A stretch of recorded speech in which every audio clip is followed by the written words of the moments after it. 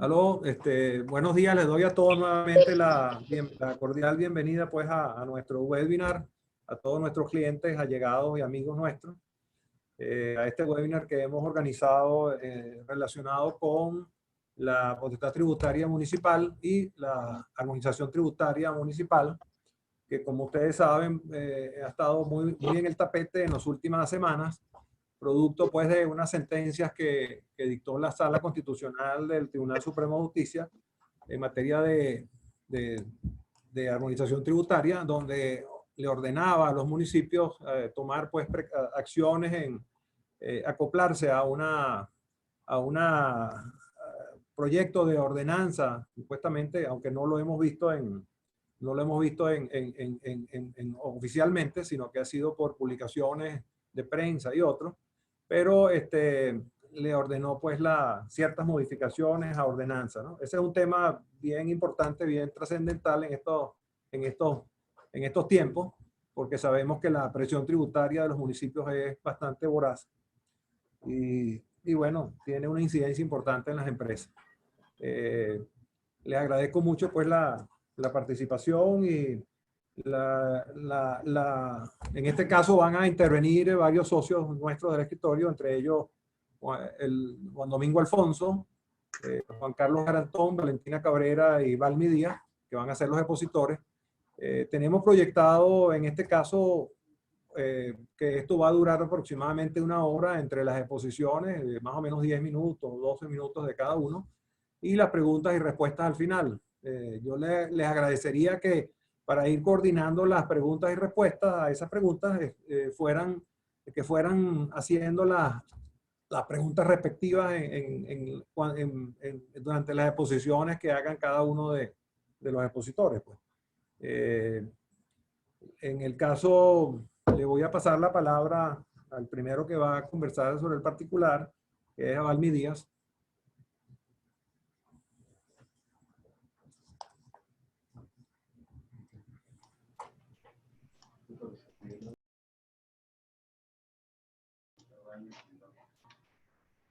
Buenos días, gracias a todos por su presencia. Puedes por favor poner la primera lámina, ¿verdad? Y vamos a revisar rápidamente los antecedentes de esta situación, qué es lo que está ocurriendo, o decir cuáles fueron lo podemos identificar como las razones por las que pudiéramos inferir que decantamos en esta situación de un par de sentencias de la Sala Constitucional y lo que se presenta como el futuro en esta materia, ¿no? En primer lugar tenemos, históricamente, este no es un elemento nuevo, ya se había verificado en el pasado,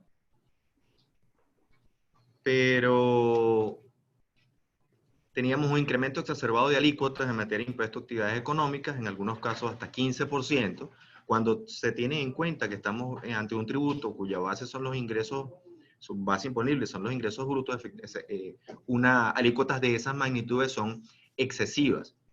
Adicionalmente a eso, en tiempos recientes, muchos municipios y algunos estados han creado cargos o pagos, una suerte de pseudotributos sobre circulación de mercancías entre distintos territorios, y todo esto ha incrementado de manera importante la presión fiscal a nivel estatal y municipal. También hemos venido observando pretensiones de cobro de ciertos impuestos municipales en moneda extranjera o su determinación en moneda extranjera, inclusive haciendo distinciones en función de la moneda en la cual el contribuyente percibe esos ingresos. Hay municipios en el Zulia que asignaban una tributación distinta, magnitudes de alícuotas diferentes en función de que el contribuyente cobrara por sus bienes o sus servicios en moneda extranjera o en bolívares. Adicionalmente, ha habido una generalización en el uso de elementos de actualización tributaria, de cuotas, perdón, distinto a la unidad tributaria, como moneda extranjera, la utilización del petro, unidades locales de ajuste, una suerte de unidades tributarias municipales, locales, e inclusive un caso bastante curioso de un municipio de los Altos Mirandinos que ha establecido esa unidad de cuenta en un porcentaje del valor de la onza o el gramo de oro en el mercado internacional. Adicionalmente tenemos proliferación de sistemas de retención en situaciones en las que no deberían proceder, como por ejemplo lo que ocurrió en materia de instituciones financieras. Se le pretendió hacer agente de retención sobre las operaciones de que se transaran a través de los puntos de venta. Y adicionalmente en otros municipios se ha pretendido aplicar retenciones sobre ingresos brutos de sujetos que no son contribuyentes en esas jurisdicciones por carecer de establecimiento permanente. Afortunadamente este último ejemplo lo hemos visto mitigado a través de sentencias definitivas y cautelares del Tribunal Supremo de Justicia. Y un último elemento de antecedentes lo encontramos en las disputas que han habido por el cobro de servicios públicos. Con ese escenario de fondo, se dicta la primera de las dos sentencias que vamos a analizar el día de hoy, la número 78, que de oficio dicta una medida cautelar en un juicio contra dos ordenanzas, una de la llamada Ordenanza de Valores Fiscales y otra de Convivencia Ciudadana del municipio de Chacao, en la que se termina suspendiendo por 90 días, y aquí cito, cualquier instrumento normativo que establezca algún tipo de tasa o contribución de naturaleza tributaria. El contenido de este fallo será desarrollado en detalle por Juan Domingo Alfonso más adelante. Posteriormente, siguiendo un orden cronológico, circula por redes sociales y se recibe en algunos medios de comunicación la existencia de algo llamado acuerdo de armonización entre los alcaldías miembros de una entidad, por ponerle algún nombre, que se denomina Consejo Bolivarianos de Alcaldes, y que incluye los siguientes puntos que también estaremos viendo más adelante. Creación de un registro único de contribuyentes, aprobación del Petro como unidad de cuenta y no moneda extranjera, creación de taquillas únicas para el pago de tributo, un modelo único de clasificador de actividades económicas y de asignación de alícuotas, y tablas de valores para la construcción, avalúo catastral y con incidencia en impuesto inmobiliario urbano, y normas relacionadas con la administración y la supuesta modernización de las administraciones tributarias que formen parte o hagan vida del Consejo Bolivariano de Alcaldes. Finalmente, se dicta la sentencia 118, en la que se indica que ante la consignación de este acuerdo firmado por estas alcaldías que hizo la Vicepresidencia Económica de la República, la Sala decide ordenar a los alcaldes suscriptores del acuerdo que dentro de los siguientes 30 días ajusten la normativa del municipio al acuerdo y que remitan al Ministerio de Finanzas esas normativas para que éste dé una opinión al respecto y en consecuencia la Sala Constitucional decida si levanta o no la suspensión cautelar de tributos que se había acordado en la sentencia 78. Adicionalmente se notifica a los alcaldes no suscriptores para que se adhieran al acuerdo dentro de los 15 días siguientes y se ordena remitir copia de la sentencia al Ministerio de Finanzas. Con esto en cuenta, entonces, observamos que los puntos que se pueden, los elementos de análisis más relevantes que podemos identificar serían la vulneración al principio de legalidad tributaria, cuál es el alcance de las facultades de armonización tributaria que están previstas en la Constitución y cómo se ha concretado ello en la práctica, cuál es la situación de la unidad tributaria y el Petro y estos regímenes de actualización de deudas tributarias, y en definitiva, cuál es el estado actual de la tributación municipal. Es decir, hay suspensión de los tributos. ¿Cuál es el alcance de esa suspensión? Para el análisis de todos estos puntos, vamos a seguidamente abordar cada uno de ellos y a los efectos de la sentencia y sus implicaciones constitucionales los dejo con Juan Domingo Alfonso.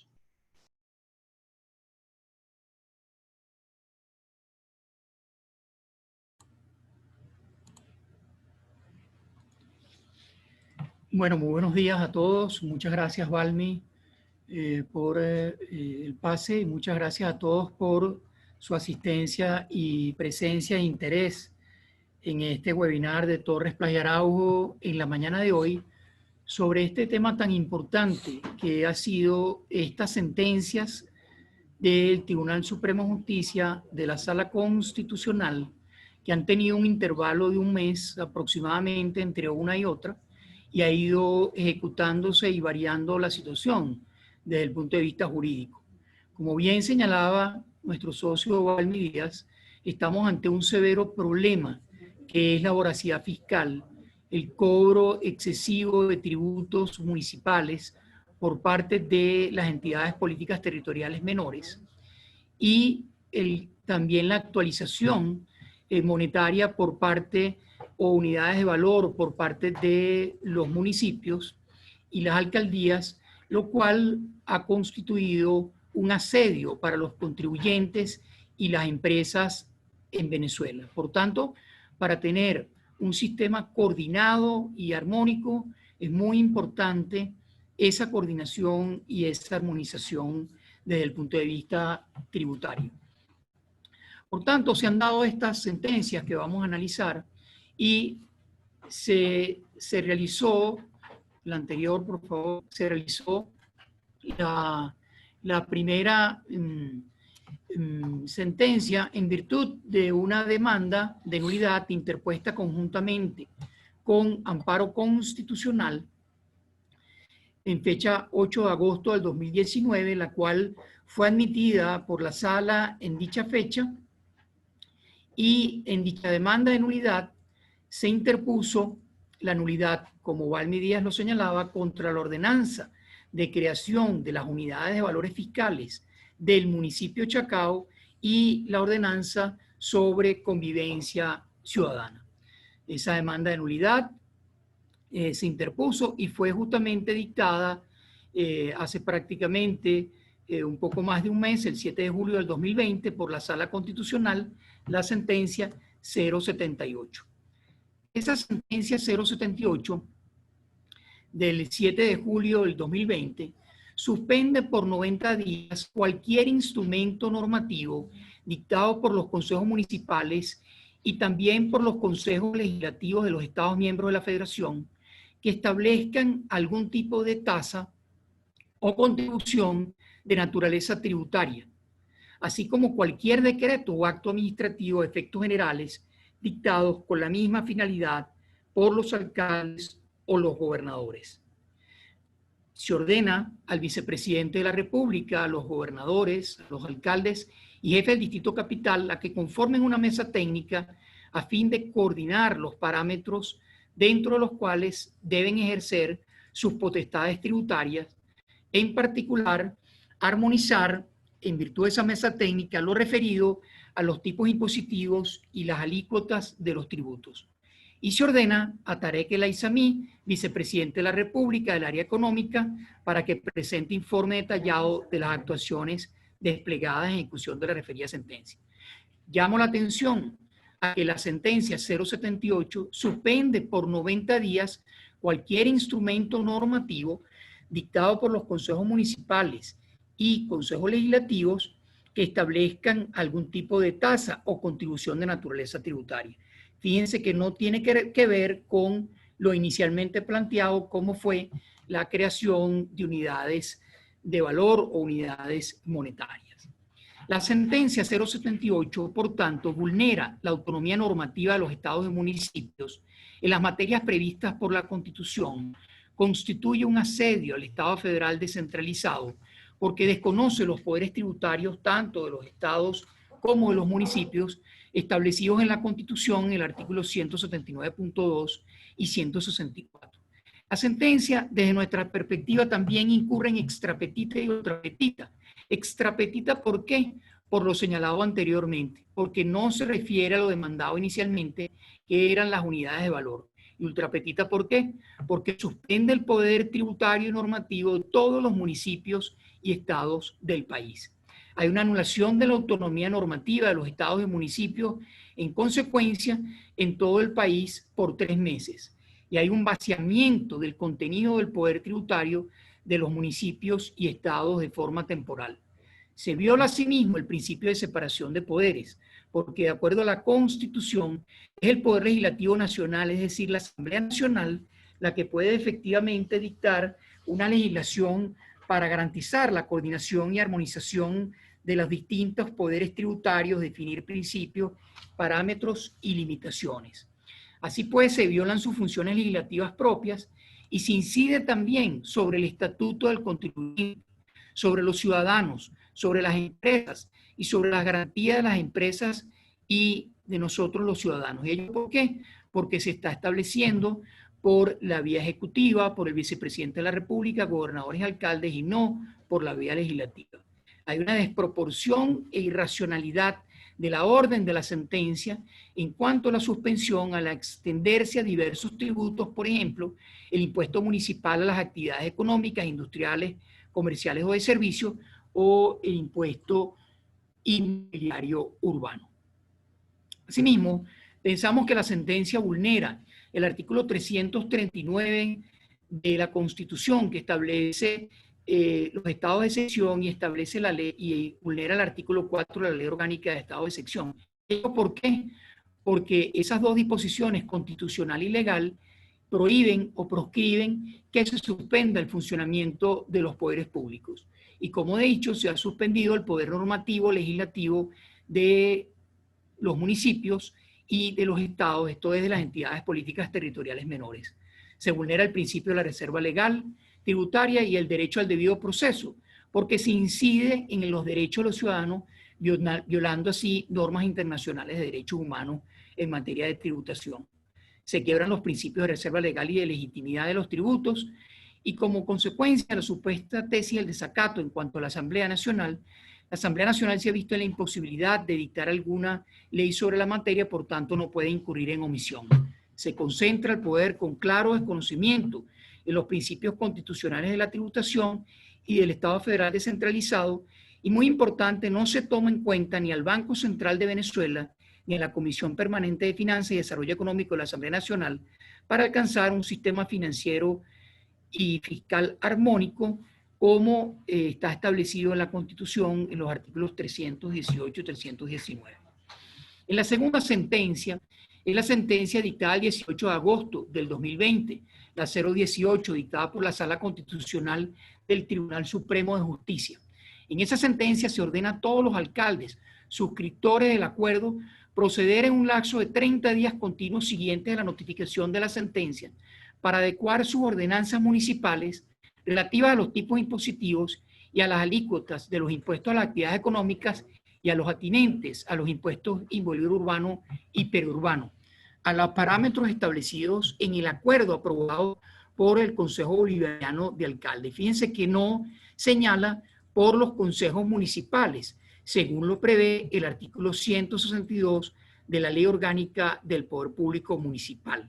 Por tanto, ¿qué sucede con los demás tributos municipales? El impuesto a la propaganda comercial, el impuesto sobre vehículos u otros tributos. Asimismo, la sentencia 118 ordena remitir al Ministerio de Economía y Finanzas las ordenanzas modificadas a los fines de verificar su adecuación a los parámetros de los acuerdos alcanzados por los alcaldes, no por los consejos municipales. Y es el vicepresidente ejecutivo, es decir, el Poder Ejecutivo, el que va a verificar la adecuación, no un órgano legislativo o la Asamblea Nacional, para que este último, el vicepresidente ejecutivo, una vez verificado lo conducente, remita a la Sala Constitucional su opinión y finalmente se pueda proceder a emitir pronunciamiento sobre la solicitud de levantamiento de la medida cautelar. Se ordena remitir una copia del referido acuerdo a aquellos alcaldes no suscriptores del mismo para que dentro del lapso de 15 días continuos a la notificación procedan a manifestar ante la sala su adhesión al acuerdo en cuestión. ¿Qué sucede si los alcaldes no suscriptores del acuerdo no se adhieren en el lapso estipulado? En caso de adhesión, habrá un posible levantamiento de la medida cautelar de suspensión de los tributos por parte de la Sala Constitucional. Y nosotros pensamos que esta sentencia necesariamente tiene que tener efectos hacia el futuro, efectos que ex nunc, nunca hacia el pasado. En caso de no adhesión, el posible no levantamiento de la medida cautelar de suspensión por parte de la Sala Constitucional, por tanto, hay un gran incentivo a adherirse al acuerdo. En quinto lugar, la sentencia extiende sus efectos a los impuestos y no solo a las tasas y contribuciones de naturaleza tributaria, como lo ordenó excesivamente, por cierto, la sentencia 078. La sentencia olvida el tema de las unidades tributarias o sancionatorias. Por eso dijimos que había incurrido en ultrapetita y extrapetita, razón por la cual se originó el caso ante el Tribunal Supremo de Justicia. La sentencia, fíjense ustedes, no se refiere a los Estados miembros de la Federación, los olvidó, Por tanto, pasado el término 90 días establecido por la sentencia 078, pudiese decaer la medida cautelar dictada para ellos. En antepenúltimo lugar, se deja al margen al Poder Legislativo, tanto nacional como municipal, como lo hemos señalado.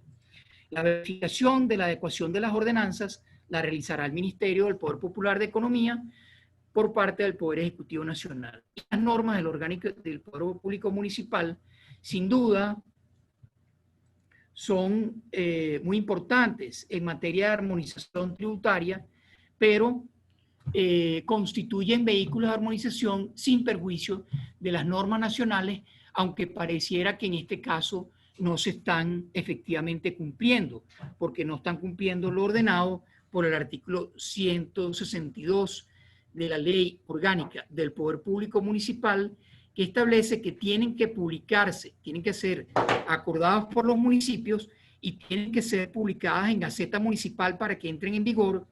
Y además tenemos la duda, porque no hemos tenido el acceso al expediente, si el Consejo Bolivariano de Alcaldes tiene personalidad jurídica, tal como se realizó, por ejemplo, en el proceso de descentralización en el año 93. Le paso entonces de seguida la palabra ahora a mi socio Juan Carlos Garantón para que siga con el análisis de esta importante situación. Sí, muchas gracias, Juan. Buenos días a todos. También agradecido con todos por estar acompañándonos el día de hoy. Aprovecho antes de iniciar una aclaratoria muy rápida. Cuando Rodolfo Plas mencionaba que fuesen haciendo las preguntas a lo largo de la conferencia, se refería a que, por favor, preséntenlas por escrito o por medio del chat, de manera de poder nosotros atender las mismas hacia el final de la sesión. Siguiendo lo ya explicado por Valmy Díaz y por Juan Domingo Alfonso, yo quería conversar con ustedes muy brevemente, con el tiempo que tengo, sobre la validez y eficacia del acuerdo, ¿no?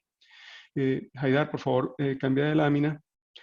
En relación a el acuerdo y las decisiones del Tribunal Supremo de Justicia, resulta claro, y aquí resumo lo indicado por Juan Domingo Alfonso, si nos vemos a la columna del lado derecho, que estas decisiones ya cautelares o definitivas no son susceptibles de vaciar de contenido el poder tributario de estados y municipios, menos aún de suspender el ejercicio de dicho poder en forma general, más en lo que toca a una acción judicial que tiene poco o nada que ver con esta circunstancia, como ya identificaran tanto Valmy como Juan Domingo.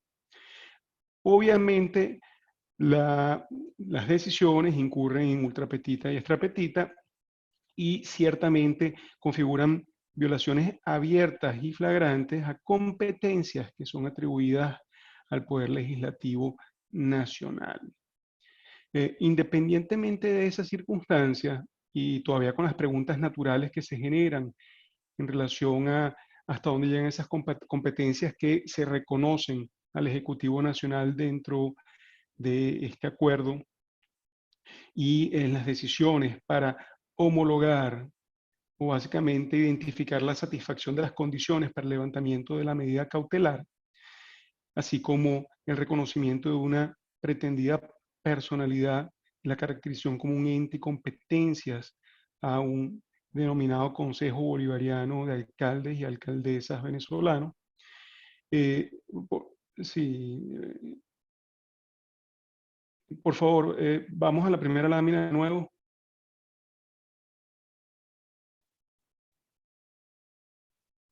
Un segundito. Todavía no. A la primera de mis láminas. Voy a seguir conversando, pero por favor retroceda a la primera. Ok. Sí, hay que tener un poquito de paciencia porque a veces uno cree que no está pasando y siguen hacia adelante. Así que les agradezco a todos su paciencia. A todo evento, independientemente de la circunstancia que el Tribunal Supremo de Justicia está en la realidad forzando, coaccionando, si le podemos decir extorsionando estas medidas de cara a la circunstancia del ejercicio del poder tributario por parte de los distintos municipios, y que no se limita solamente a los tributos, a que se contrae ese acuerdo de armonización, ¿ok? Tal como ustedes lo han podido identificar en los medios y en las redes. Ciertamente los municipios tienen la capacidad de celebrar acuerdos de armonización. Y esto no solamente es posible, sino que resulta deseable. Balmi Díaz hacía referencia a una circunstancia de profundo desorden o anarquía en el ejercicio de ese poder tributario que hemos venido experimentando todos durante el último año y medio o dos de manera muy intensa. Por lo cual, ciertamente, este esfuerzo, bueno, se genera cierto nivel de satisfacciones. Eso no justifica las actuaciones del Tribunal Supremo de Justicia, porque ciertamente el fin no justifica los medios. Si uno tiene una visión de mediano y largo plazo de institucionalidad.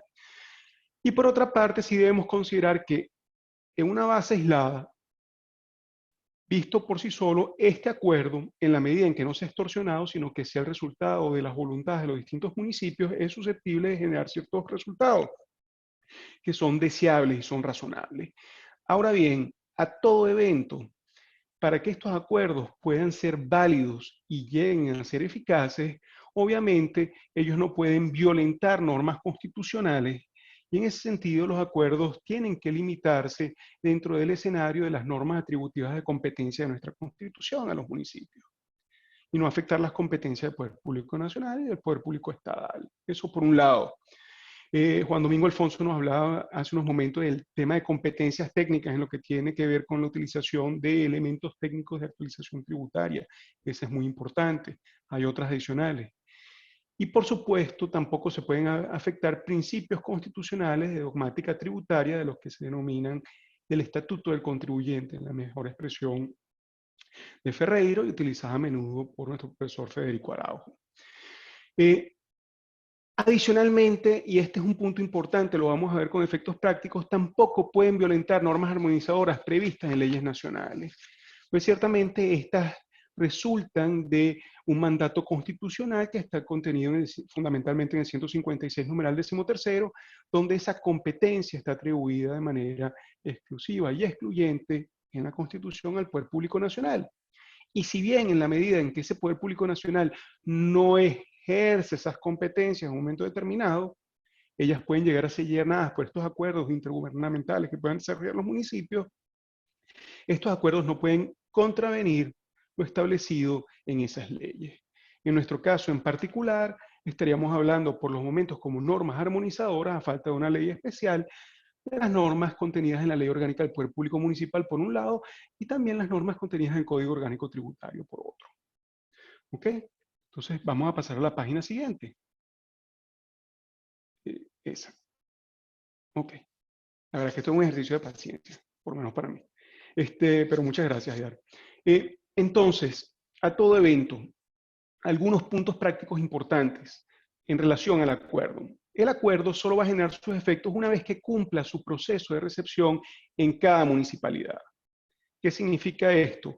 El acuerdo contiene en su texto principal, así como en sus anexos, una serie de elementos que están relacionados con competencias que pueden ser propias del poder administrativo municipal, de la alcaldía, a través de sus distintos órganos, como otros que son de la competencia exclusiva del legislativo municipal, es decir, de los consejos municipales.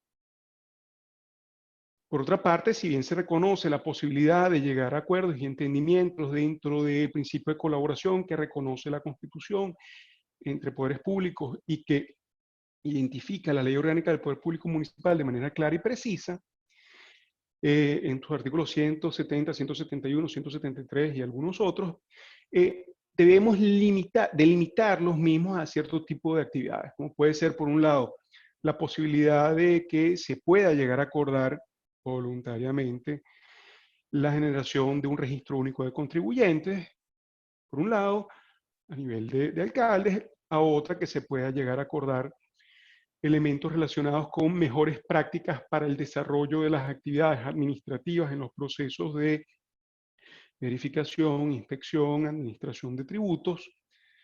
Eso es cierto por una parte, pero también no deja de ser cierto que los alcaldes, si bien pueden llegar a elementos de entendimiento sobre aspectos relacionados con la armonización tributaria, esos elementos no son susceptibles de tener validez si no pasan por un proceso de un acuerdo reconocido y autorizado por el Consejo Municipal por una parte, y en otro caso, en la medida en que ellos configuran modificaciones o derogatorias a la configuración o a la tipificación de elementos de la obligación tributaria, como los podemos ver en los anexos en lo que toca el impuesto sobre actividades económicas, anexo 1, y en el anexo 2, que se refiere al impuesto inmobiliario urbano, ellos van a requerir necesariamente de un proceso de reforma de ordenanzas.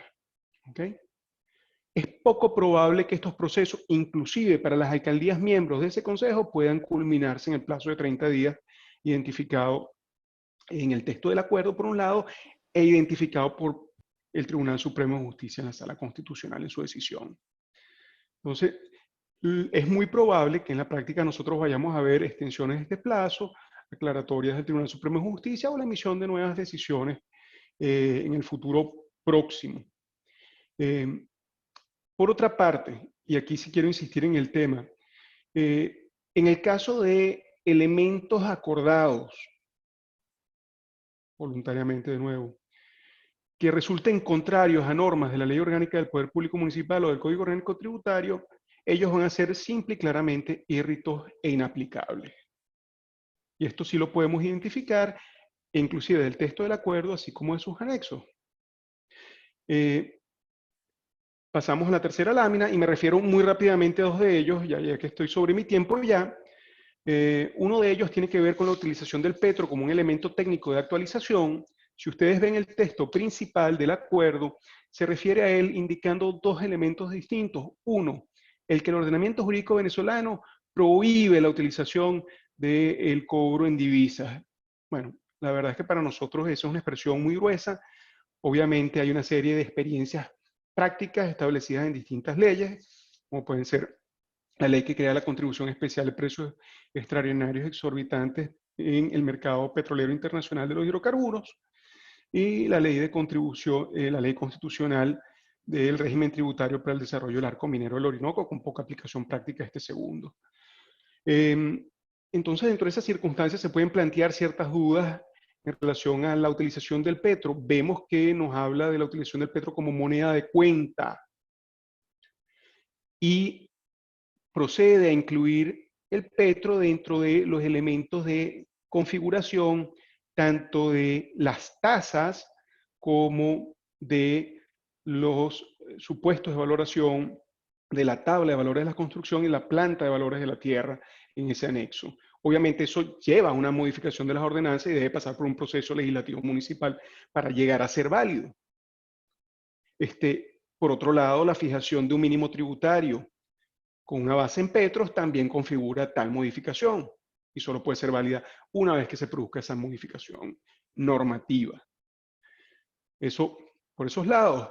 Por otros lados, como bien comentaba Valmy Díaz, nosotros hemos tenido la oportunidad de ver escenarios como el que él mencionaba en el estado Zulia, donde la configuración del hecho imponible y de la base de cálculo se lleva para un cálculo que permanece fijado en el tiempo, una fotografía para operaciones en divisas, en esas divisas hasta el momento de su cobro. Obviamente, para lograr que esa norma pueda ser, mejor dicho, ese elemento acordado pueda configurar parte de la base imponible del impuesto sobre actividades económicas, debe producirse una modificación de la Ley Orgánica del Poder Público Municipal, porque hay una contradicción evidente en lo que son las normas de configuración de base imponible.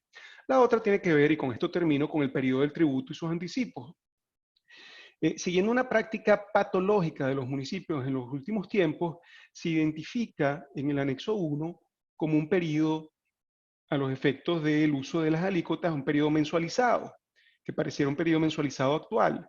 Si bien la Ley Orgánica del Poder Público Municipal se refiere al periodo en curso a los fines de la determinación del tributo, sus artículos 205 y 210, revisados en forma conjunta, dan como un resultado ineludible de que el periodo tributario en materia del impuesto es anual y que si se van a cobrar anticipos, ellos deben ser establecidos sobre las bases del ingreso del periodo tributario anterior del año anterior. Así que estas normas claramente van a llevar a posibles análisis y supuestos de acciones por inconstitucionalidad. Termino con una reflexión muy rápida. Si bien hay elementos que son razonables y que son deseables de incluir en estos elementos, en este esquema de armonización, hay que tomar en consideración, uno, el que los mismos no deben ser coaccionados sobre los municipios, y otro, segregarlos y diferenciarlos de esta serie de aspectos que están viciados de nulidad. Con esto le doy la palabra a Valmy Díaz. Muchas gracias, Juan.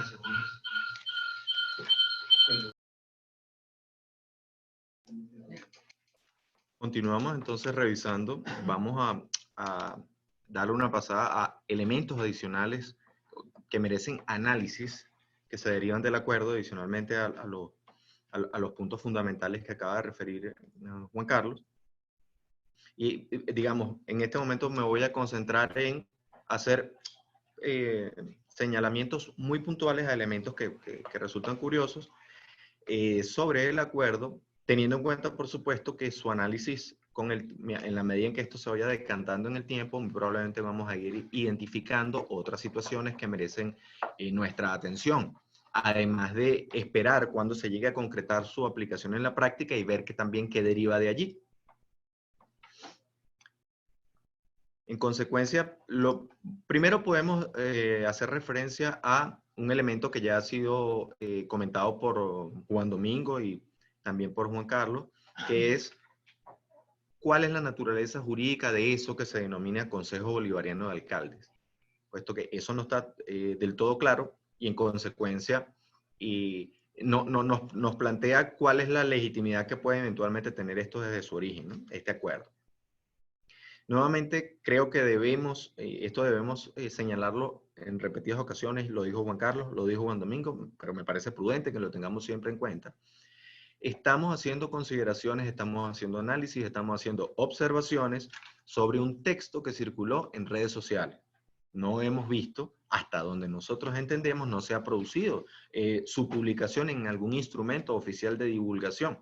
Y de hecho, si regresamos a los comentarios que nos hacía Juan Domingo sobre la sentencia 118, nos vamos a dar cuenta que la adecuación de las normas que deben hacer los municipios va a precisar de una opinión del Ministerio de Finanzas y posteriormente un nuevo pronunciamiento de la Sala Constitucional. Entonces, es importante que tengamos en cuenta que estos son observaciones preliminares sobre un texto que no es oficial y que en el futuro pudieran estar sujetos a modificación. Si vamos a puntos ya más específicos del acuerdo, como estaba planteado en ese texto, vemos que destaca la creación de un registro único de contribuyentes. Si leemos el acuerdo, nos dice que este registro único se crea para evitar la doble tributación y que será una herramienta de las administraciones tributarias. Siendo así, pareciera que estamos ante un simple sistema de intercambio de información o una fusión de los distintos registros que tienen las municipalidades. En consecuencia, acá puede surgir una pregunta. ¿Cómo queda la creación de un registro de esa naturaleza a la luz del carácter confidencial que tiene la información de los contribuyentes y que reposa en los archivos de las distintas administraciones tributarias, como expresamente lo señala el Código Orgánico Tributario? Es decir, ¿hasta qué punto pueden las municipalidades, individualmente consideradas, compartir la información de sus contribuyentes con eso que se denomina Consejo Bolivariano de Alcaldes a los fines de formar ese registro único? Allí es necesario que le pongamos el ojo a esa situación. Luego el acuerdo también nos habla de la creación de taquillas únicas para el pago de tributos municipales. Sobre esto nos surge una duda. ¿Qué utilidad puede tener la creación de una taquilla de esta naturaleza si se supone que hoy en día ya esos trámites se siguen ante un organismo único, que son en algunos casos llamadas direcciones de renta, en otras direcciones de administraciones tributarias de las municipalidades? Es decir, ¿cuál es la utilidad de esto si se supone que esto ya existe? Luego, con respecto al clasificador, que es un elemento al que hay que ponerle un ojo avisor, observamos que en primer lugar se puede decir, bueno, la alícuota más alta que se establece es 7%. muchas personas en comentarios informales han comentado, bueno, ahí ya tuvimos una ventaja. Si tú mismo, Valmy, referiste que habían alícuotas de 15%, cuando las bajan a 7% podemos tener una ventaja. Eso es una alegría relativa, pudiéramos decir, porque no podemos olvidar que este es un impuesto cuya base imponible son los ingresos brutos. Al usted tener una alícuota de 7% sobre ingresos brutos, sigue siendo altísima. Entonces, creo que hay que tener cuidado con con alegrarnos porque nos bajaron de 15 a 7. Por ejemplo, el clasificador tiene un código para actividades agropecuarias de 1%. Y usted dice, bueno, si bien la alícuota se atiene al límite que está dispuesto en la Ley Orgánica del Poder Público Municipal, que entre varias normas armonizadoras que tiene, prevé limitaciones a alícuotas en ciertas actividades, debemos entender, eso sí, que esta alícuota de 1% que nos prevé el clasificador de este acuerdo del Consejo Bolivariano de Alcaldes no puede aplicarse a actividades agropecuarias primarias, porque estas están expresamente excluidas del impuesto sobre actividades económicas, como lo dispone el texto expreso del artículo 226 de la Ley Orgánica del Poder Público Municipal.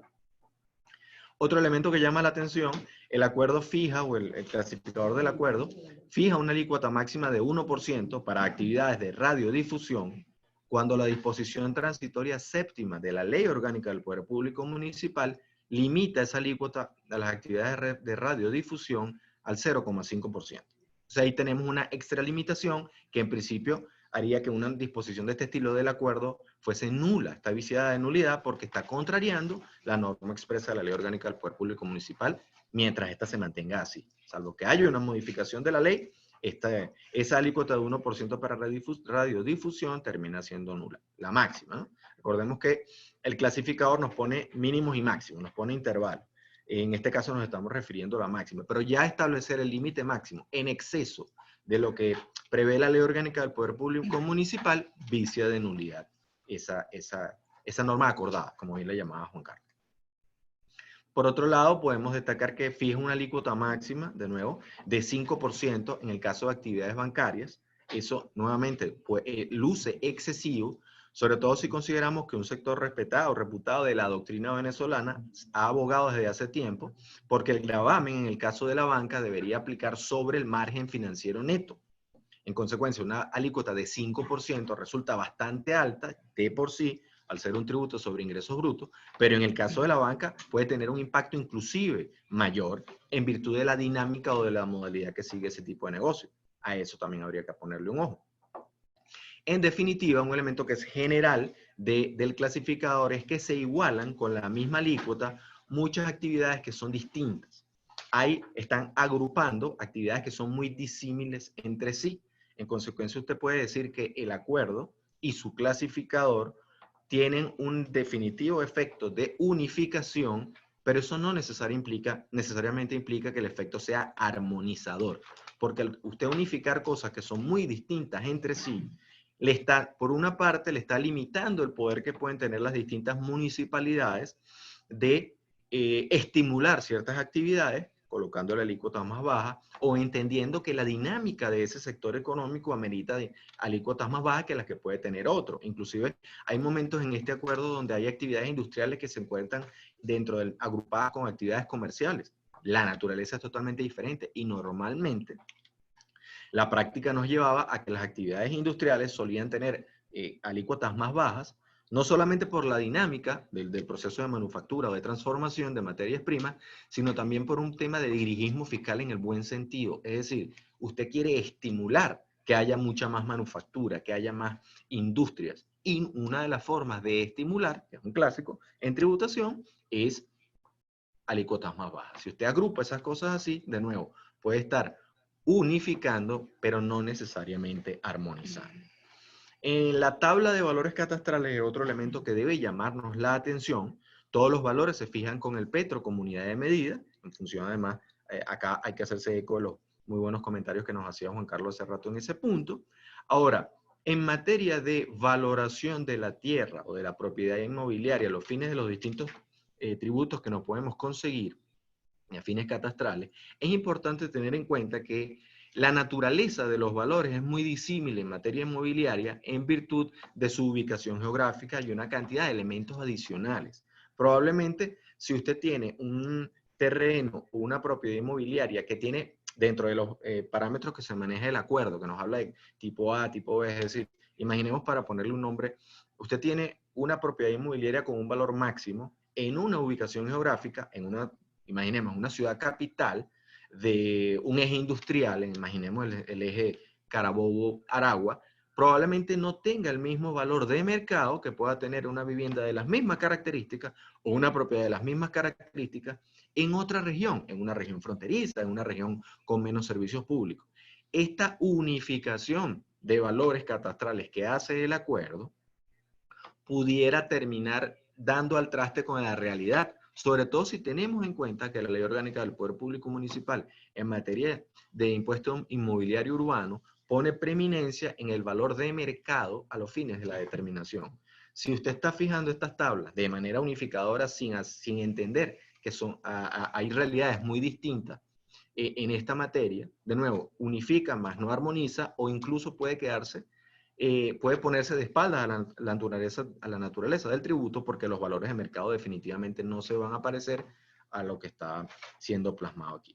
Entonces, finalizo insistiendo en que todos nuestros comentarios se hacen en función de un texto que no es oficial y definitivamente esto pareciera que es solo el inicio de esta situación. Hay que seguir estudiándolo de manera atenta y ver cómo se desarrolla toda esta dinámica que nos comentaba Juan Domingo de la necesidad de adecuación de las normas, opinión favorable del ministerio y luego un nuevo pronunciamiento de la Sala Constitucional sobre un elemento que es clave, que es la suspensión cautelar de la tributación municipal, que en principio pareciera que sigue estando vigente en este momento.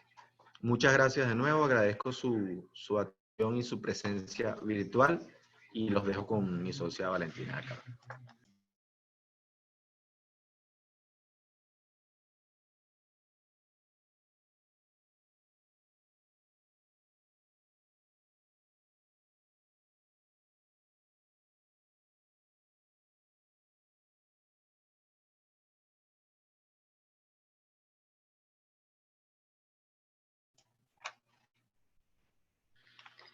Buenos días, muchísimas gracias, Valmi, por ceder la palabra. Antes que nada, bueno, gracias a todos por asistir al evento. Encantado de poder compartir con ustedes estas ideas y sobre todo haber recibido esta introducción previa y todos estos comentarios valiosos de todos mis socios. Voy a compartir ahora con ustedes reflexiones que hemos estado realizando sobre cuál ha sido la implicación de este acuerdo de armonización, particularmente en las áreas de minas e hidrocarburos. Comentaba Juan Carlos y seguía diciendo que en efecto pues la armonización es completamente posible. Veíamos las normas de la Ley Orgánica del Poder Público Municipal que en efecto lo sustentan, pero lo cierto es que ello no puede realizarse en violación de normas constitucionales. Hay límites claros para la potestad tributaria municipal que no podemos olvidar y sobre eso queremos repasar. Pasamos la página, por favor, la lámina, gracias.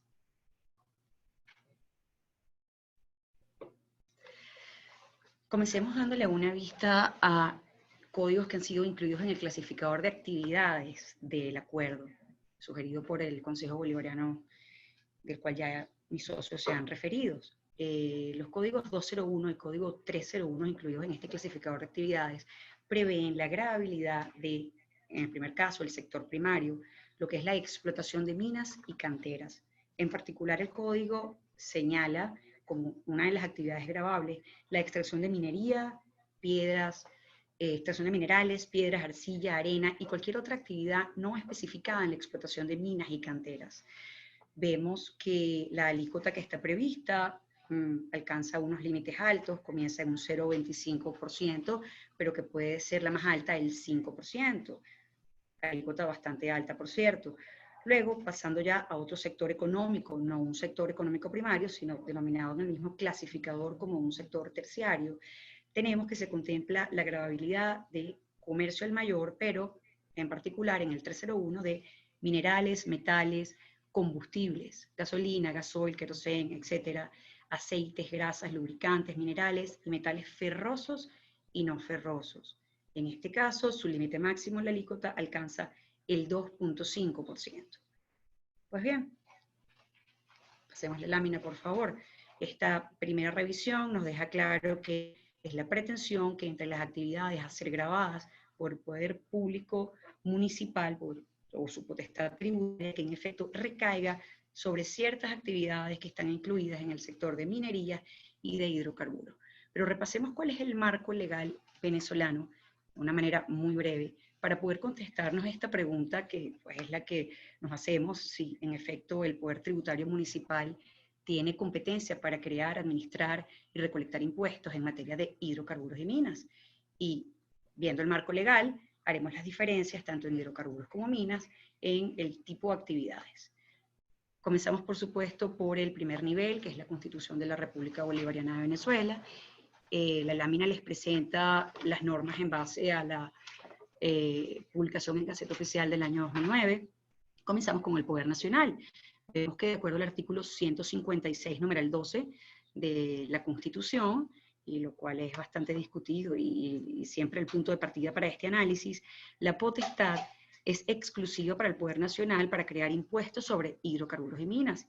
Llama la atención, y siempre es lo vital mencionar aquí, que este artículo, este numeral, no hace ninguna diferencia en cuanto a tipo de hidrocarburos, y a este punto tampoco está hablando de ninguna diferencia en el sector minero, sino establece hasta este punto una exclusividad o una competencia exclusiva para el Poder Nacional. En un segundo nivel, establece la Constitución en el artículo 164, en el numeral quinto, que la potestad es para los estados, una potestad de régimen y aprovechamiento de minerales no metálicos. Pero establece este artículo que esa competencia otorgada a los estados tiene que ser respecto a los minerales no metálicos que a su vez no hayan sido reservados al Poder Nacional. Incluye también salinas y australes. Ciertamente este artículo como tal, este numeral como tal, no es el que está consagrando la potestad tributaria, sino el régimen legal consagrado a los estados. Sin embargo, por orden del artículo 157 de la misma Constitución, que no lo ponemos en la lámina, el artículo 157 prevé que cualquier competencia del Poder Nacional puede ciertamente ser delegada a los estados y los municipios. Y eso, en efecto, ha sido así, como vamos a ver en el otro escalón cuando lleguemos a las leyes orgánicas. Poder municipal. Respecto al poder municipal, debemos siempre tener fresco, y por supuesto el punto clave de la discusión cuando estamos en estos temas, son los artículos 180 y 183 de la Constitución. En el caso del 180, se menciona que la primera parte del artículo prevé lo que es la potestad tributaria de los municipios, haciendo la distinción de que ella es diferente, distinta a cualquier régimen legal que sea atribuido a otro ente político territorial. Pero nuestro mayor interés va a estar en el artículo 183, numeral 1, para recordar que, pues, cuál es la prohibición que recae sobre los municipios. Esa prohibición que recae sobre los municipios, entre otras, está la de crear impuestos de importación, exportación, pero particularmente sobre todas las demás materias rentísticas que sean de competencia nacional. Hecho este primer detalle, pasemos al nivel de leyes. Les mencionaba el artículo 157 previamente para entender que competencias del Poder Nacional pueden ser delegadas a entes menores. En efecto, la Ley Orgánica de Descentralización, y volvemos a hablar del año 2009, así que Constitución y la misma ley de años semejantes, estando ambos en un mismo contexto, la Ley Orgánica de la Descentralización, Delimitación y Transferencia de Competencias del Poder Público, en su artículo 13, numeral 2, indica que, como ponemos en la lámina, se transfiere a los estados la competencia exclusiva del régimen, administración y explotación de las piedras de construcción, de adorno. Esta primera parte es la típica parte de canteras, piedras de construcción, adorno o de cualquier otra especie que no sean preciosas, el mármol y todo lo que viene, pero nuestra atención viene a las negrillas, donde indica, así como la organización y recaudación y control de los impuestos respectivos. Por lo tanto, en resumen, en contraste con el 164 y con la ley de descentralización, es competencia de los estados la creación y la recaudación de los impuestos que recaigan sobre minerales no metálicos, los metálicos siguen en cabeza del Estado, y que no hayan sido reservados por el Poder Nacional. Finalmente, como normas que queremos rescatar para entrar ahora sí a la discusión, está la Ley Orgánica del Poder Público Municipal. Señalamos aquí 3 artículos que es siempre relevante e importante tener frescos. Entre ellos tenemos el artículo 212, que aun cuando no se refiere o hace un señalamiento expreso sobre lo que es la actividad de hidrocarburos, en concreto sobre todo si se tratara de actividad de hidrocarburos realizada por particulares, prevé un supuesto de inmunidad tributaria para las empresas del Estado, indicando que pues ellas no están sujetas al poder tributario municipal en cuanto a la venta de productos refinados, ¿okay? O productos derivados del petróleo. En principio, pudiera pensarse que no abona mucho la discusión porque está hablando de una inmunidad, está hablando de empresas del Estado, pero sí siempre es curioso ver que el artículo se sustenta en los artículos 183 y 302 de la Constitución, y el 183 es el que establece el límite a la potestad tributaria municipal y es el que le impide a los municipios crear impuestos sobre materias rentísticas del poder nacional. Por lo tanto, da una buena seña de indicar que no debiera, bien en empresas del Estado o en otros casos, el poder municipal invadir la materia rentística del poder nacional.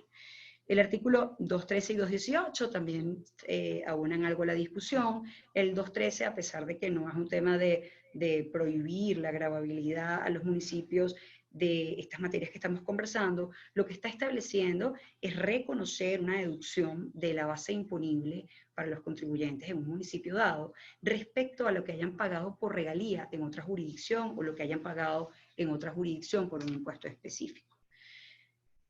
Sin embargo, curiosa la norma del 218 de la Ley Orgánica del Poder Público Municipal para determinar el marco legal, donde, a pesar de lo comentado previamente, a pesar de los límites establecidos por la Constitución ya indicado, prevé en los supuestos de establecimiento permanente, en el caso municipal, a las minas, canteras, instalaciones y pozos petroleros. Cerrado el marco legal, pasemos por favor a la siguiente lámina. Hay un delay. La siguiente, por favor. Para con este marco legal fresco, la siguiente, poder iniciar entonces un análisis o comenzar a ir cerrando los temas. Comencemos entonces por la actividad de hidrocarburos. En cuanto a la actividad de hidrocarburos y la normativa que acabamos de revisar, es, por lo menos nuestro análisis, que la potestad tributaria es competencia exclusiva del Poder Nacional. Aquí, como señalábamos cuando veíamos el numeral 12 del 156, es nuestra reflexión, y la ha sido siempre, que ese artículo y ese numeral no hacen ningún tipo de distinción entre actividades primarias y secundarias. Habla de actividades de hidrocarburos en general. Hacerse un repaso por la legislación venezolana, tanto la derogada como la vigente en materia de hidrocarburos, lleva a la conclusión que la actividad de hidrocarburos incluye absolutamente todas las fases del proceso, es decir, desde la exploración, la explotación, refinación, industrialización, transporte, almacenamiento, comercialización y la conservación de los hidrocarburos, como en efecto lo define el artículo 1 de la Ley Orgánica de Hidrocarburos. Pero hacer este análisis por la distinta legislación, insisto, vigente y derogada, nos lleva a la misma conclusión. No hay cómo separar en particular lo que es la comercialización del hidrocarburo, que llamada como actividad secundaria o definitivamente no primaria, no hay manera como separarla de la actividad de hidrocarburos. Y es esta actividad, la comercialización de hidrocarburos, la que vimos en el clasificador de actividades, en particular bajo el código 301. Este es nuestro análisis, esta es nuestra conclusión, pero veamos cuál ha sido el análisis de la jurisprudencia para ver cómo fue cambiando en el tiempo. En cuanto a actividades primarias, traemos aquí 2 decisiones, pues muy conocidas cuando se estudia este tema. La primera de la Sala Constitucional en el año 2007, en el caso Shell de Venezuela. Hay muchos comentarios sobre la sentencia, pero un muy apretadito resumen es que el gravamen a la actividad de hidrocarburos, pues sí, está reservada al Poder Nacional, pero toda la narrativa de la consulta, todo el análisis que se va haciendo, nos hace ver que la Sala está haciendo una distinción entre actividades primarias y secundarias, ¿no? Precisamente abriendo la posibilidad de que el poder tributario municipal sí puede aplicar en ciertos casos en las actividades de hidrocarburos, y limitando entonces la exclusión de los municipios a estas actividades primarias. Además, la sentencia genera todo todos unos puntos o todas unas inquietudes en cuanto a cuando la actividad es realizada por empresas del Estado o particulares, pero la conclusión que queremos hasta este punto rescatar y quedarnos es que en efecto, en base a esta sentencia, la actividad de hidrocarburos en la primaria es potestad exclusiva del Poder Nacional. En un segundo punto, tenemos una decisión bien importante, que es en el caso de Petrocanarias, y bien importante porque seguimos en sala constitucional ya en el año 2011. Aquí no se está analizando actividades primarias, pero a pesar de que lo que se está analizando en este caso, y vamos a repetir la sentencia cuando pasemos a ver ya no actividades primarias, sino comercialización de hidrocarburos, a pesar que lo que se está analizando es la comercialización de gasolina, la sentencia trae y completamente y ratifica lo que es el criterio del caso Shell, para traer más dudas y más comentarios sobre la diferencia de actividades entre primarias y secundarias, pero eso está en la narrativa, no en la dispositiva, que es lo que hay que darle peso, ya que la dispositiva y lo que verdaderamente decide la sentencia lo vamos a ver en la siguiente lámina, por favor. Pero el resumen de actividades primarias y el contraste entre lo que fue nuestro análisis y lo que fue la jurisprudencia es que para nosotros, y es el criterio que queremos compartir, no existe diferencias en cuanto a la potestad tributaria, en cuanto a actividades primarias o secundarias, todas reservadas al Poder Nacional, y la jurisprudencia pues ha hecho unas diferencias o ha transcurrido de distinta manera. Pero esas diferencias que hizo la jurisprudencia se han ido alterando en el tiempo, como vamos a ver en esta segunda lámina. Y ahora nos metemos en particular con las actividades de comercialización de gasolina y otras tan importantes, tan de moda, tan en boga en estos tiempos de cambios en cuanto a lo que va a ser el expendio de gasolina, ¿no? Veamos qué ha pasado particularmente con el expendio de gasolina o comercialización de derivados del petróleo. El análisis parte desde el año 1937 en la sala político-administrativa de lo que fue nuestra Corte Federal y de Casación. Vemos en el caso Rodolfo Rincón. En el caso de Rodolfo Rincón, la sala consideró, esto se trataba de una ordenanza del Distrito Federal.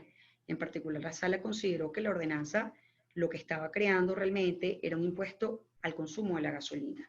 Y como impuesto al consumo de la gasolina, pues eso indicaba la sala que era algo que sí era competencia exclusiva del Poder Nacional, limitando el análisis a lo que era la comparación de un impuesto específico reservado al Poder Nacional. Bajo esa perspectiva exclusiva es que la sala ordena la nulidad de la ordenanza del Distrito Federal.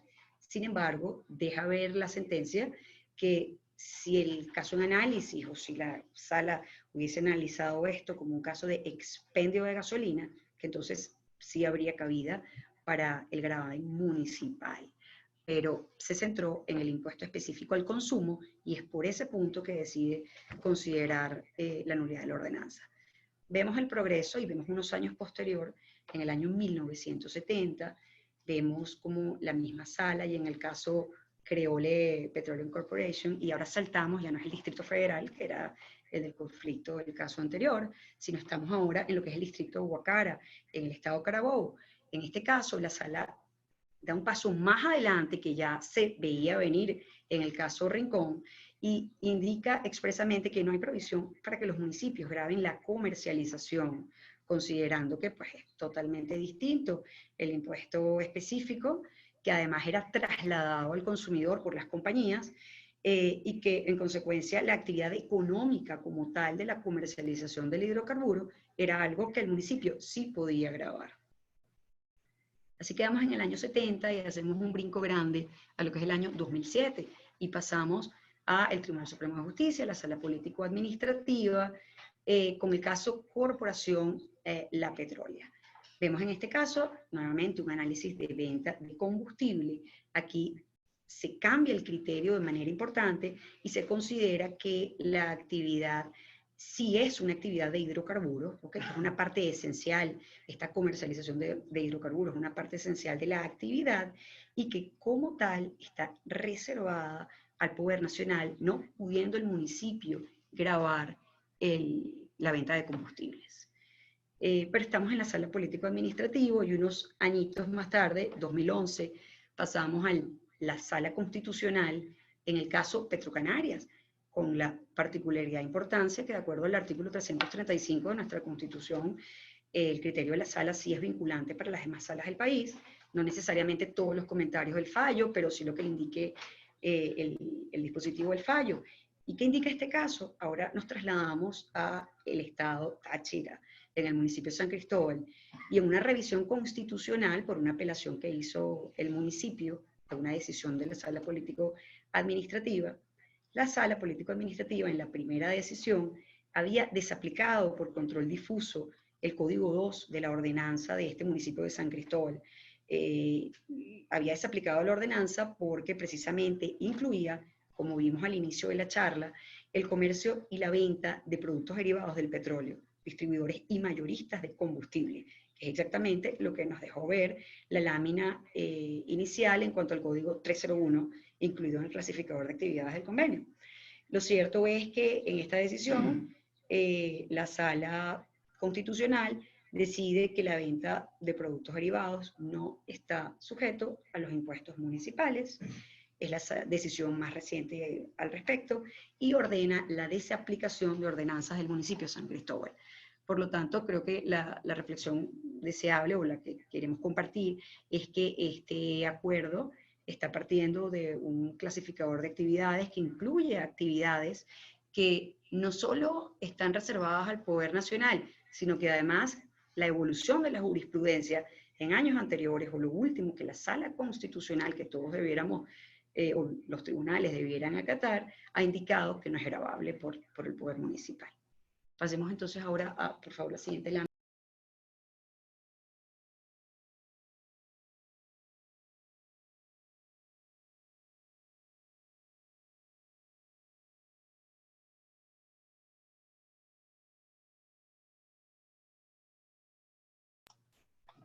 Perdón que se había apagado el micrófono. Cerrando el análisis de hidrocarburos, pasamos entonces al análisis de lo que es la actividad minera. En el caso minero, como indicábamos al principio cuando veíamos el artículo 164 de la Constitución, hay que hacer toda una diferencia entre lo que es el régimen de los minerales metálicos y los no metálicos. Lo cierto es que la potestad tributaria en cuanto a los minerales metálicos es exclusiva del Poder Nacional. Eso sigue bajo la potestad del artículo 156, numeral 12. Lo que se delega, la potestad tributaria delegada a los estados, es en cuanto a los no metálicos y siempre que estos no hayan sido reservados al Poder Nacional. Del año 2014 en adelante, pues ha habido todo una cantidad de normativa, de reservas al Estado de ciertos minerales muy importantes y pues estamos al tanto de lo que es el arco minero. No vamos a entrar porque además el tiempo no lo permite en todo un análisis de ello, pero lo cierto es que si bien es cierto que el mineral metálico como tal está, la potestad tributaria le corresponde al Estado, independientemente de que la actividad esté reservada o no, no tiene nada que ver la potestad tributaria con que la actividad esté reservada, pero además de ello, el Estado se ha reservado ciertas actividades con ciertos minerales a partir del año 2014, entre ellos el oro y otros minerales que han sido considerados estratégicos por el Estado, tales como la plata, el cobre, el coltán, por decir algunos. ¿Okay? Eso nos lleva al siguiente punto de conclusión, ¿qué pasa con la potestad tributaria estatal? ¿Cuál es la potestad tributaria en consecuencia delegada al Estado? Nuevamente, los minerales no metálicos, siempre que no estén reservados. Esta es nuestra conclusión. Vemos, sin embargo, que el código, tanto el 2 como el 1 del clasificador de actividades, pretende la gravabilidad de actividades de minerales, y no solo de los no metálicos, sino también de los metálicos, porque en el caso de actividades primarias, como vimos en el código 201, se está contemplando únicamente la extracción, pareciera que de minerales no metálicos, a pesar que hay una bastante amplitud en lo que es la redacción, pero pareciera que al hablar de canteras hablará solo de minerales no metálicos, pero en cuanto a la comercialización sí incluye tantos metálicos como no metálicos. Pero ¿cuál ha sido la evolución jurisprudencial y qué ha pensado la jurisprudencia al respecto? traemos dos importantes sentencias que nos ilustran bien el caso y las separamos tanto para minerales no metálicos como los metálicos. Comenzamos con el año 2000, Sala Constitucional, Tribunal Supremo de Justicia, en el caso Inversiones Las Canteras. En este caso, bien importante, señala la sala que no corresponde al Poder Municipal la potestad de gravar minas y canteras, específicamente piedras para la construcción, arena, arcilla, piedra, cáliz. ¿Qué fue lo que ocurrió en este caso? Que además se trataba de un recurso de amparo. En este caso, el recurrente estaba indicando que, bueno, ya esto estaba grabado por el Estado Carabobo, que había una ley que lo grababa y que esa ley pues estaba sustentada en la ley de descentralización, porque en efecto la potestad tributaria había sido delegada por vía de la ley de descentralización a los estados, como lo vimos previamente, y que por ello no podía entonces el municipio grabar la actividad, y en efecto la sala le dio la razón y pues se declaró en consecuencia el amparo a favor, no pudiendo en consecuencia grabar estos municipios o este municipio esta actividad minera no metálica, en el caso de Inversiones La Cantera. Años más tarde, y ahora pasando al análisis de minerales metálicos, encontramos una decisión que pues totalmente contraria a lo que venimos analizando, que es el caso del mineral Loma de Níquel, año 2015, pero no sala constitucional, sino la sala político-administrativo. En este caso, a pesar de ser un mineral metálico, donde, a diferencia del caso previo, no hay ninguna delegación, la potestad es exclusiva del Poder Nacional, consideró la sala que las actividades de comercialización de este mineral metálico, ferroníquel, sí podía ser grabada por el Poder Público Municipal, revocando esta decisión un fallo previo del Tribunal Superior Quinto del Contencioso Tributario que sí le había dado la razón al contribuyente y sí había considerado que el municipio no podía grabar. Cerrando el análisis de la actividad minera, y te pido pasar por favor a la lámina siguiente, los dejamos con unas reflexiones al respecto, ¿no?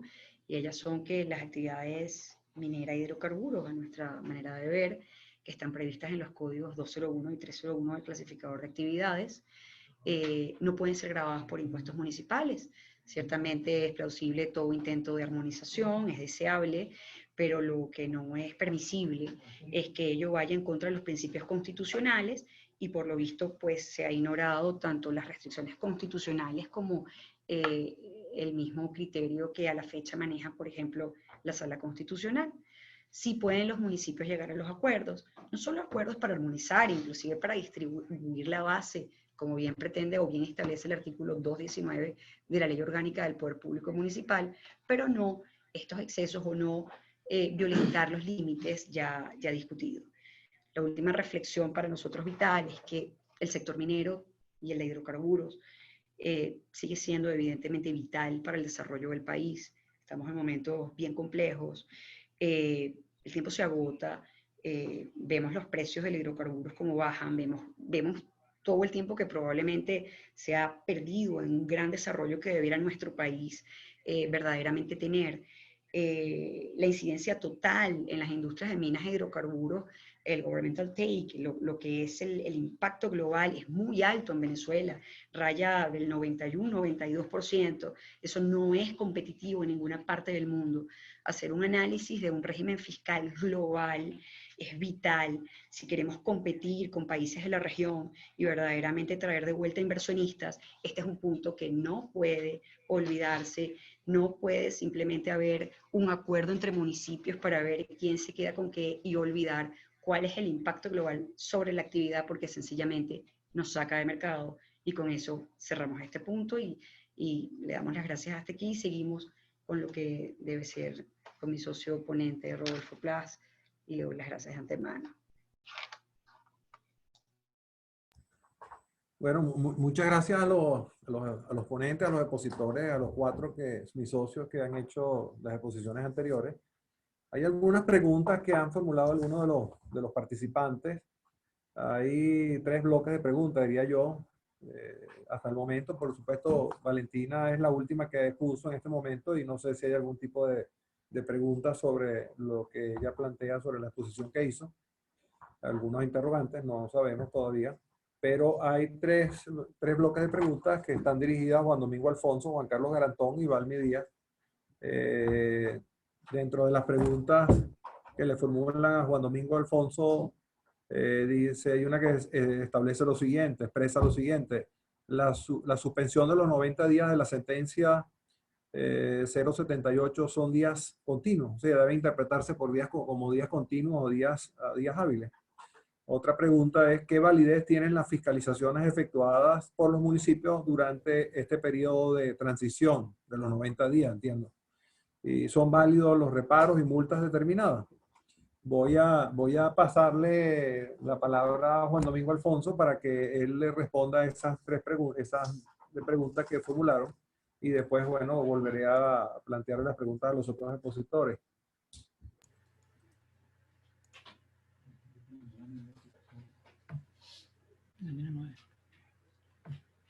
Sí, muchas gracias, Rodolfo.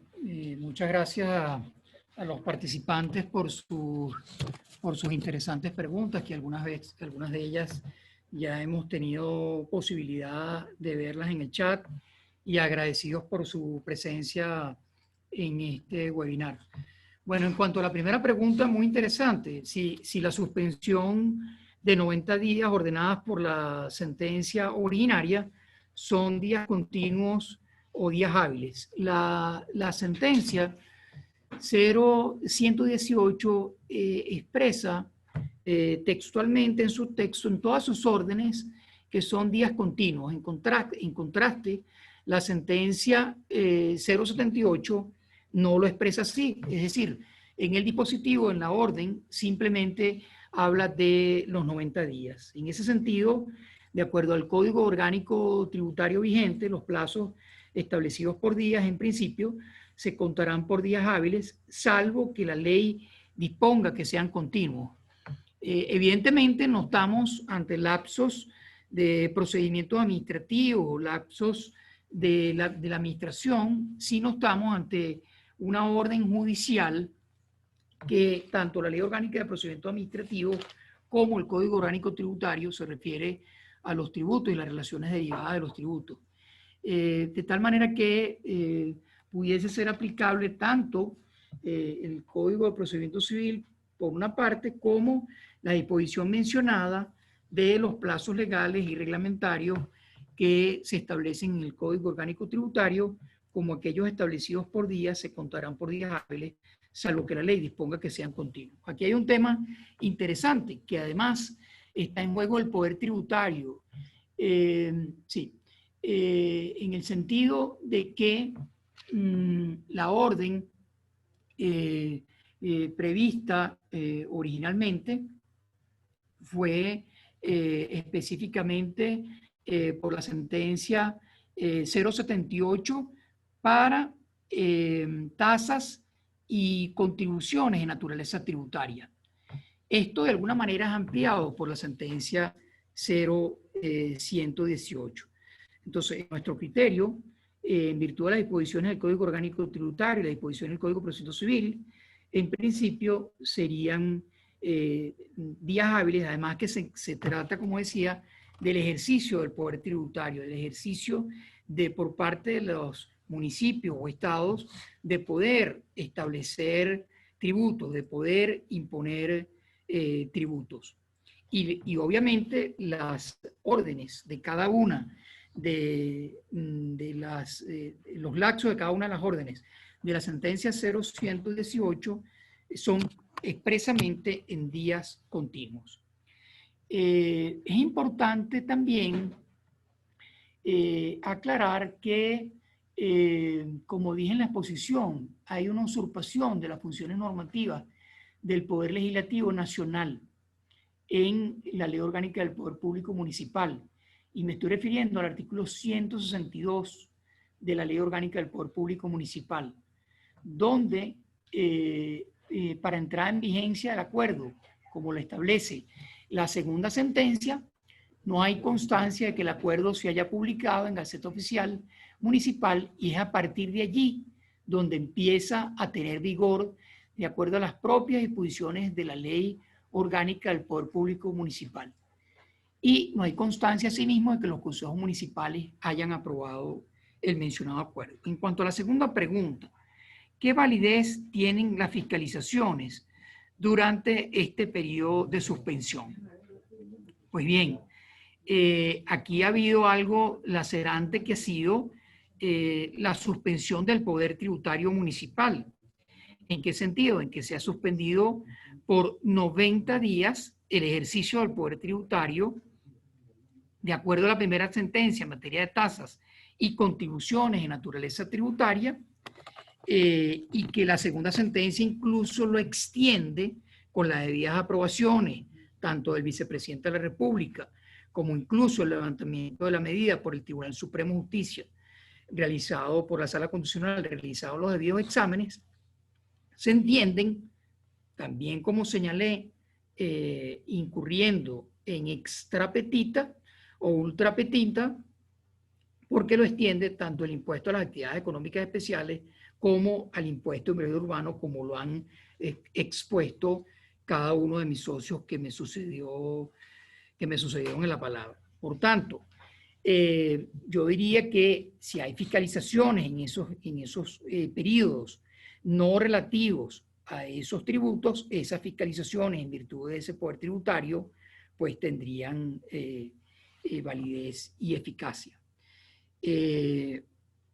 Otra parte de la pregunta es que si son válidos los reparos y multas determinadas, en principio se diría que sí. Sin embargo, habría que ver, por supuesto, de qué tributos estamos hablando. Si estamos hablando de específicamente de tasas, de acuerdo a la primera sentencia, o contribuciones de naturaleza tributaria, pues ellos estarían suspendidos. Si estaríamos, como señalé en alguna de las láminas, en materia de otros tributos, pues esos tributos en principio no formarían parte de las órdenes en la primera sentencia. Y en cuanto a la segunda sentencia, si bien es cierto que se ordena a los alcaldes pues entablar sus relaciones con cada uno de los consejos municipales para revisar esas ordenanzas, la segunda sentencia ciertamente se refiere a los tributos municipales, impuestos a las actividades económicas e impuesto de inmobiliario urbano. Por último, quería enlazar esta segunda pregunta con recordar que estamos en presencia de dos estados de excepción, el estado de alarma y el estado de emergencia económica. Y el estado de alarma, como se discutió mucho en el foro tributario, suspende en la disposición transitoria sexta, hay una orden de suspensión de los procedimientos administrativos, siempre como consecuencia de la suspensión de las actividades o siempre como consecuencia de la restricción de la circulación. Por tanto, de acuerdo al estado de alarma y de la disposición transitoria sexta, en materia de procedimiento, habría que tener esas disposiciones en favor de los contribuyentes o en favor de los ciudadanos muy pendientes a las horas de cualquier caso en concreto para defender sus derechos en un determinado procedimiento o en un determinado reparo fiscal.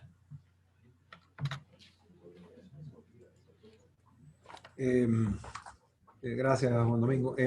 Igualmente hay unas preguntas que están dirigidas al expositor, a mi socio Juan Carlos Garantón. Yo se las pasé a él. Preferiría que él directamente ya las leyera y las respondiera. Voy a pasarle la palabra a Juan Carlos para que las responda directamente.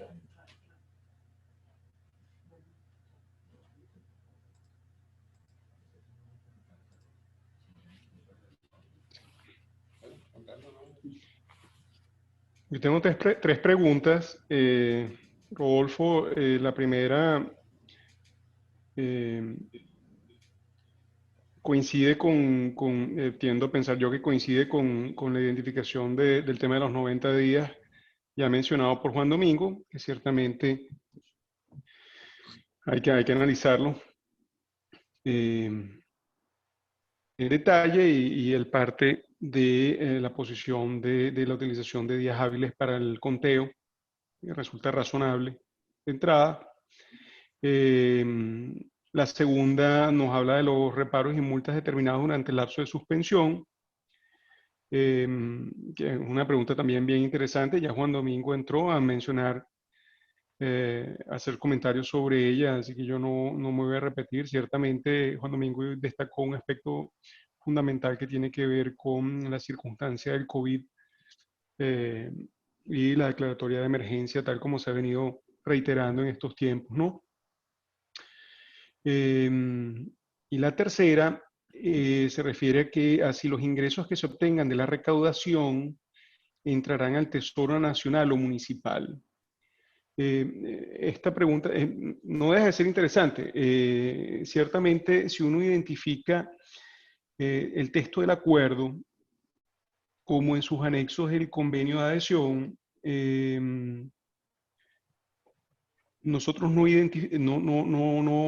derivamos de ella que haya una delegación de competencias al Poder Público Nacional para centralizar o concentrar las funciones de recaudación de los tributos generados por los municipios y que entren dentro del ámbito de este acuerdo. Acuérdense ustedes que la competencia tributaria municipal es mucho más amplia que los tributos y tasas que están identificados en el acuerdo y en sus anexos, ¿no? Sin embargo, lo que sí tiene, y lo pueden ver en sus anexos 3 y 4, son menciones claras a la posibilidad de delegar en prestadores de servicio esas funciones de recaudación, lo cual, por supuesto, no va a generar preocupación, considerando la posibilidad de que haya una centralización de esos montos y después un esquema de redistribución que no resulta nada claro del acuerdo y menos aún de unas pretendidas competencias de un convenio generado por esta asociación de alcaldes, para la cual no tenemos ningún tipo de claridad ni base normativa, no tiene. Por supuesto, tendría que partir de un acuerdo entre los alcaldes que participen de nuevo voluntariamente. Entonces, respuesta sencilla, no hay ninguna mención que permita la delegación de la recaudación en el Poder Público Nacional, ni en las decisiones del Tribunal Supremo de Justicia, como tampoco en el acuerdo y sus anexos.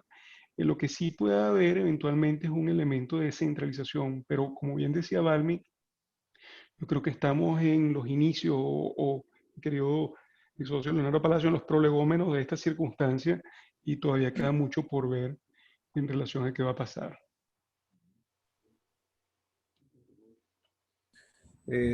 Bueno, por razones de tiempo ya nos queda, nos queda poco tiempo para responder preguntas de las preguntas, pero sí,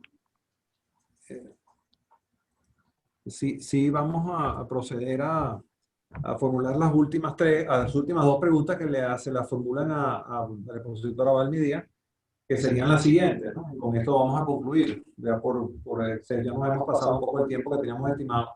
Las preguntas serían si la orden de la Sala Constitucional a las alcaldías es adherirse al acuerdo. Eso llevaría a que existan 338 ordenanzas con el mismo contenido. Y la otra es una opinión que dice la base imponible en la tributación debe ser previsible. Tienen protección que nace del derecho natural y está en el derecho positivo natural. Esas son las dos, una opinión y la otra es una pregunta. Voy a dejar a Valmi para que la responda y con esto creo que estaríamos terminando ya la respuesta de las preguntas y el evento. Y le paso a Valmi Díaz.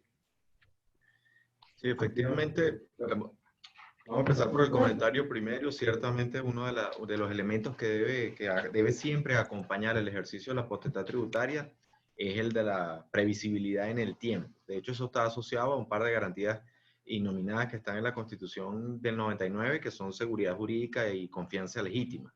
Y es la razón por la cual tenemos normas en el Código Orgánico Tributario y principios de tributación que nos determinan que las modificaciones o los cambios deben surtir efectos hacia el ejercicio siguiente, porque se pretende precisamente proteger ese nivel de previsibilidad que deben tener los contribuyentes en cuanto a la incidencia que van a tener sobre sus negocios.